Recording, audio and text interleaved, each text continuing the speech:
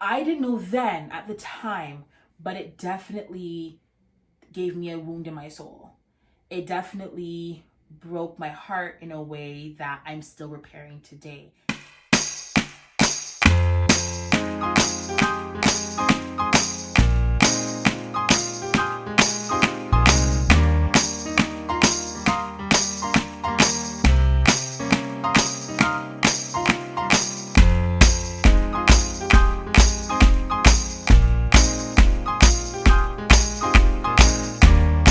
Hey guys, welcome back to my channel. My name is Shanice and this is my channel September Love. So today I want to talk about attachment styles. I've been hearing about this at least for the past, I would say, year to 2 years. My god sister, she is all into stuff like this and has been studying this. She's doing her master's right now to become a psychotherapist, and so all these little jargon, all these words, whenever I vent her about something, she has something to share. And this is one that really stuck with me, this like theory about how you connect in your relationships and why. And so they're called attachment styles. So I'll share with you the 4 different attachment styles, and then I'll tell you which ones I have and how I figured that out and what I'm doing about it now. So the 4 attachment styles are anxious-preoccupied, avoidant, dismissive, disorganized, or you can say fearful avoidant, and secure. Now I'm looking at an article because I'm not a professional. You know what I mean? I am learning this right now in life. So I don't want to tell you the wrong information, but I'm going to put the link to this article that I'm looking at in the description box below, so you guys can go ahead and check it out and kind of see where you fall in those 4. So I'll kind of go over briefly what those four are. Well, for anxious preoccupied, they are people that have a negative self-image, have a positive view of others, seek approval, support, and responsive behavior, sort of responsiveness from their partners, value their relationships highly, but are often anxious and worried that their loved ones are not as invested in their relationship as they are. They have a strong fear of abandonment. Attention, care, responsiveness from the partner is a remedy for their anxiety. On the other hand, the absence of support and intimacy can lead the anxious or preoccupied type to become more clingy and demanding and preoccupied with the relationship and desperate for love. Avoidant, dismissive. So this person, they have high self-esteem, a positive view of others. Dismissing avoidant type, though, tend to believe that they don't have to be in a relationship to feel complete, don't want to depend on others, have others depend on them, or seek support and approval in social bonds. They avoid emotional closeness. They also tend to hide or suppress their feelings when faced with a potentially emotion-dense situation. So they're kind of like, hold back a little bit whatever they're feeling. Disorganized, fearful, avoidant. This is the 3rd one. The partner and the relationship themselves are often the source of both desire and fear. They do want intimacy and closeness, but at the same time experience trouble trusting and depending on others. They don't regulate their emotions well and avoid strong emotional attachment due to their fear of getting hurt. And then you have people that have secure attachment. Very secure in themselves, open emotionally. They can depend on others and have their partners in turn depend on them, and their relationships are based on honesty, tolerance, and emotional closeness. And this secure attachment, they thrive in their relationships, but also don't fear being on their own. So they're good either way. They're smooth either way, honey. And they don't depend on the responsiveness or approval of their partners and tend to have a positive view of themselves and others. So going through all that, I hope that was clear. I was trying to do as fast as I can.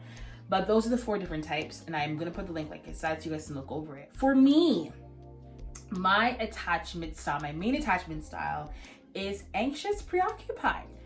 I am, anxious preoccupied, and I wanted to be honest about this because I sometimes feel, based off some of the comments I get from people, that there's this view that like I have some I'm super secure and super confident and this and that, and yes, I am to an extent, but when it comes to some of my relationships, you'll see that anxiety kind of like pop out.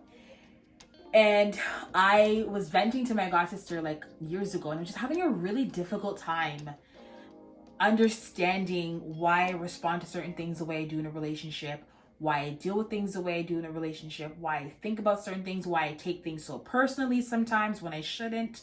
I really couldn't figure it out. And then she brought this whole theory to me, and I was like, that makes sense, because I knew I have these traits of someone who was anxious preoccupied, but I just didn't know it. There's no name for it.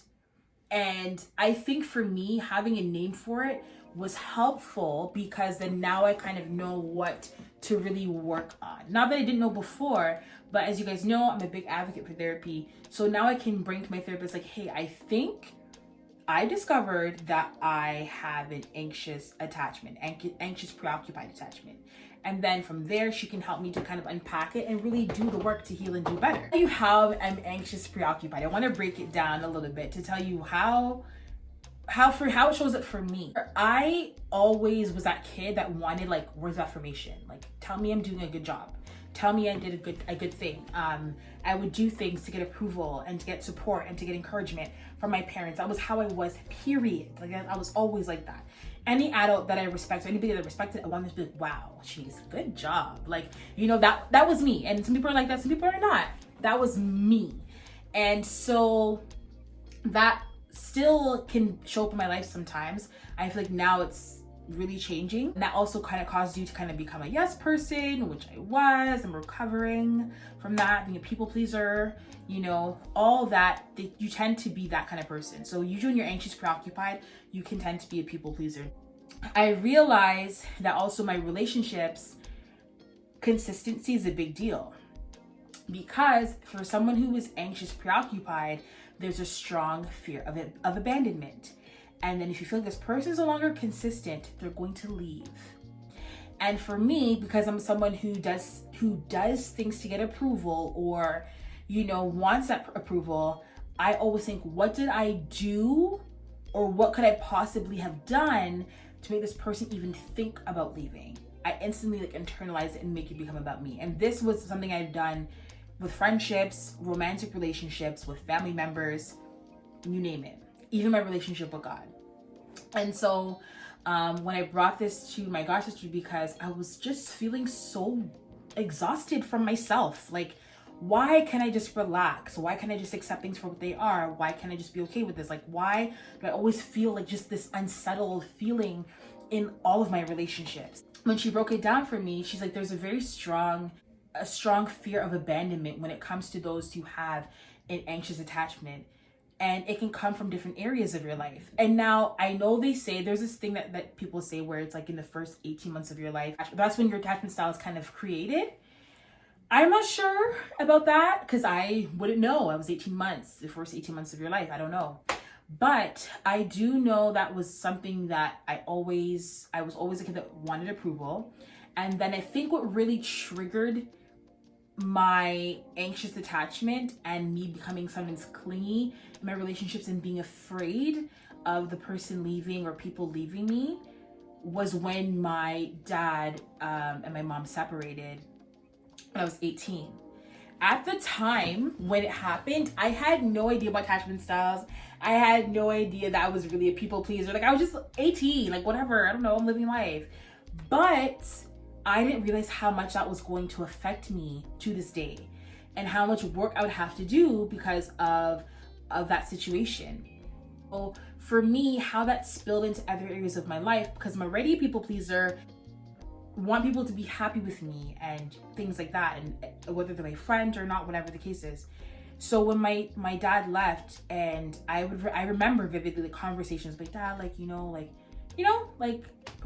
love you back home, and there's different stuff like that. And when I realized that I was not enough to make him change his mind, that messed with me, because it kind of, in a sense, kind of proved that negative self-image that I have, that you are not worthy enough, you are not good enough.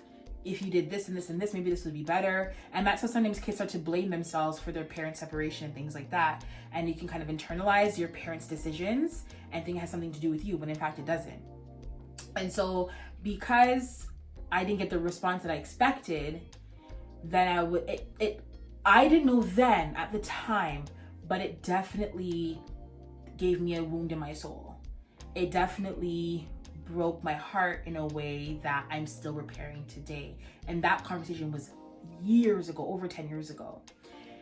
And so what that did for me is that said to me, without saying, that if your dad can do this, if your dad can leave, or, you know, choose he doesn't want to be, you know, in the marriage anymore, whatever the case is, if he can do that, anyone can do that. Anyone. Because he's your father. He did that. So then anyone can do that. And so that's what it said to me. I just threw my iPad, sorry guys. But that's what it said to me, was like, okay, so if my dad can do this, then anybody can do this. And it tainted my trust, and it made me very afraid, because I'm thinking, okay, what can I do to make people stay? You know, why won't people want to stay? Why, you know what I mean? It really messes with things. And so I realized, like, even in my romantic relationships, if I'm starting to date a guy or talk to a guy, any change in behavior, I find that, oh my gosh, like, I'm nervous. I think I told you guys about this guy I was dating when I was 25. And what made me feel so at ease is because he was consistent. I'm like, okay, like, he wants this as much as I do. Like, this is great. He was always affirming me, like the things that I felt I needed, that I didn't know I needed them, but I'm like, wow, like, he did everything that I needed to feel secure. That was a relationship or a situation where I did not feel insecure at all. I was like, he thinks I'm the best person in the world. Like, I felt so confident. I wasn't losing myself. I just felt like super like, okay, like, I'm good. This is the one. And then when he literally changed in like literally a day. So there's clearly things were going on in his mind that I wasn't aware of that made him come to that decision. But when things ended, that was another thing that kind of like proved to me that you can't trust your relationships. You can't. You know what I mean? And then for women, we have friendships sometimes with friendship breakups and things like that, where friendships are no longer the same, or things change or things like that, and you have this like insecurity, and you internalize these things. And so going through romantic relationships, friendships, my relationship with my dad, and then see how it spills into my relationship with God was mind-blowing, because I'm like, oh my gosh, I struggle with trusting God, just like I struggle with trusting people. I struggle like really believing that he loves me, because like I must do these things in order for him to love me, because I'm a performance person. I have to do something for you to, you know what I mean? And I think the hardest thing for me to, and I mentioned this before, hardest thing for me to really grasp is the fact that I cannot do anything to make God love me more. He loves me as much as he's ever going to love me, and that's as much as I'll ever be loved in my life. And that's all the love I'll need.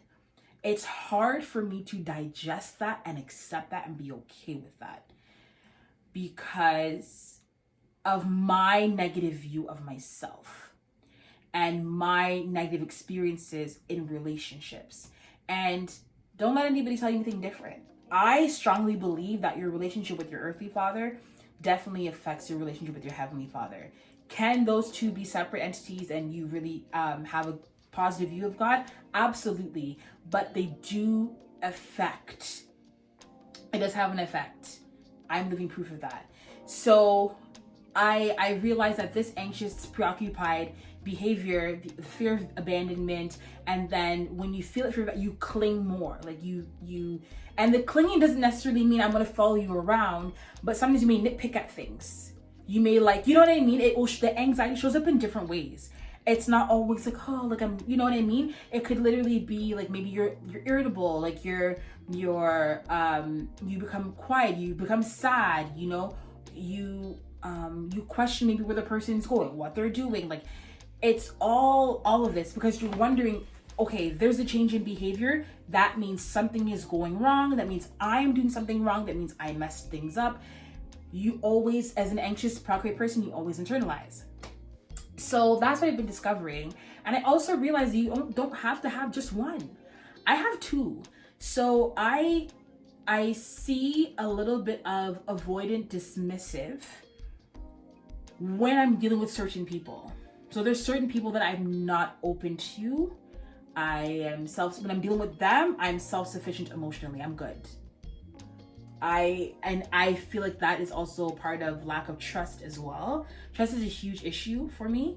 And there's some people in my life where anytime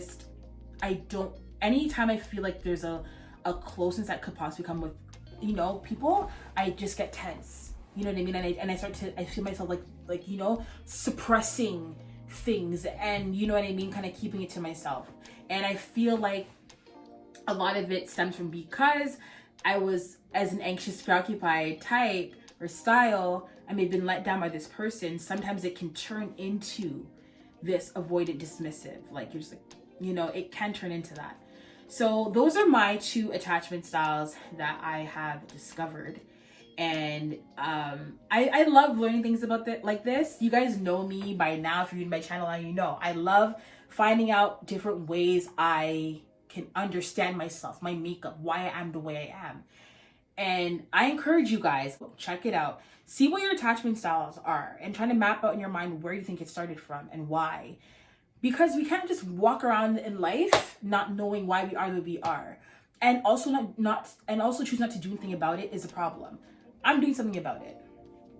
Definitely. I have a therapy session in a couple days. Like, I'm doing something about it. Because I want to undo the bad habits. I don't want to walk around with this anxious, preoccupied style and claim that is mine. I want to be secure in my relationships. I want to have a positive view of myself, and then others see the positive view of myself and they're attracted to that. I don't want to be someone who is viewing everyone else better than me, and then then you attract people and even men who will take advantage of that because you're exuding that. And I find that something that was happening to me. Some of the men that I was attracting, because I was exuding this negative view of myself and a better view of them, I wasn't really secure in myself, then they could take advantage of me. I wasn't sometimes attracting the nicest guys or the best guys because of what I was expressing through my thoughts, my actions, my behavior. They could tell like I was desperate, like I needed them. And that is what an anxious preoccupied style is. Like you feel like, oh my gosh, if I don't have this, I can't have anything. Because you really feel like you're not deserving of anything. And so doing this work is important. It's important for me as a woman. It's important for me as a future wife, as a future mother. It is important for me as a mentor. It's important for me as a sister, as an older cousin, a godmother. It is important for me to understand my makeup in life, so that I can be better for myself and those around me, and also have fulfilling relationships, healthy relationships, and a fulfilling relationship with God that is not tainted by the hurt from people, you know what I mean, and not tainted by our bad habits as humans. Take a look at the 4 different types of attachment styles. See where you fit. Try to map out in your mind where it started, and try to map out in your mind what you want to do about it. What conversations you need to have with yourself or other people to help you to start healing, so you can have that secure attachment with yourself, with others, and with God.